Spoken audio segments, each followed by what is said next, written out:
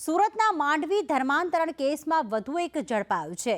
ધર્માંતરણ કેસમાં શિક્ષક રાકેશ વસાવાની ધરપકડ કરવામાં આવી। આ શિક્ષક મૂળ માંડવીના આંબાપુર ગામનો વતની છે। આરોપી રામજી ચૌધરીની પોલીસે પૂછપરછ કરી અને પૂછપરછમાં રાકેશ વસાવાનું નામ ખુલવા પામ્યું હતું। ધર્માંતરણ માટે જે ફંડ આવતું હતું તે આ આરોપી રાખતો હોવાનું સામે આવ્યું।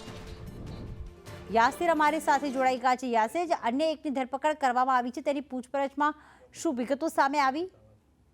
જી, ખાસ કરીને પ્રીતિ, જે રીતે વાત કરવામાં આવે તો સુરત જિલ્લાના માંડવી તાલુકાની અંદરમાંથી એક ધર્માંતરણનો કૌભાંડ જે છે તે બહાર આવ્યું છે। સૌ પ્રથમ જે રામજી ચૌધરીની ધરપકડ બાદ અનેક ખુલાસાઓ થયા છે।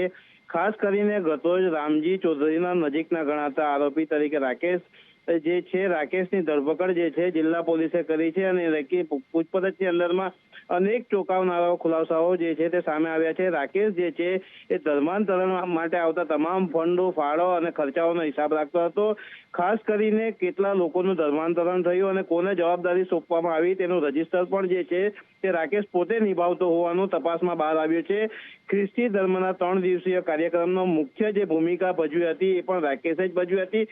સાથે સાથે એક સાથે 20 વ્યક્તિઓને ધર્માંતરણ પરિવર્તન કરાવવાના કિસ્સાઓની અંદરમાં પણ રાકેશ વસાવાની સંડોવણીના પુરાવા હાલ પોલીસને હાથે લાગ્યા છે। ત્યારે જિલ્લા પોલીસ જે છે તે રાકેશના રિમાન્ડ લઈ અને રાકેશની વધુ પૂછપરછ હાથ ધરવામાં આવી રહી છે અને કોના ઈશારે આ ધર્માંતરણ કરવામાં આવતું હતું, એનો મુખ્ય માસ્ટર માઇન્ડ કોણ છે અને ક્યાંથી ફંડિંગ આવતું હોય, તમામ પ્રકારની જે બાબતો છે તે હાલ જિલ્લા પોલીસ જે છે તપાસી રહી છે। એ ખાસ કરીને આવનારા દિવસોની અંદરમાં રાકેશ પાસેથી અનેક ચોંકાવનારા ખુલાસાઓ થાય તેવું હાલ પોલીસ સેવી રહી છે। બિલકુલ, આભાર તમામ વિગતો માટે યાસીર।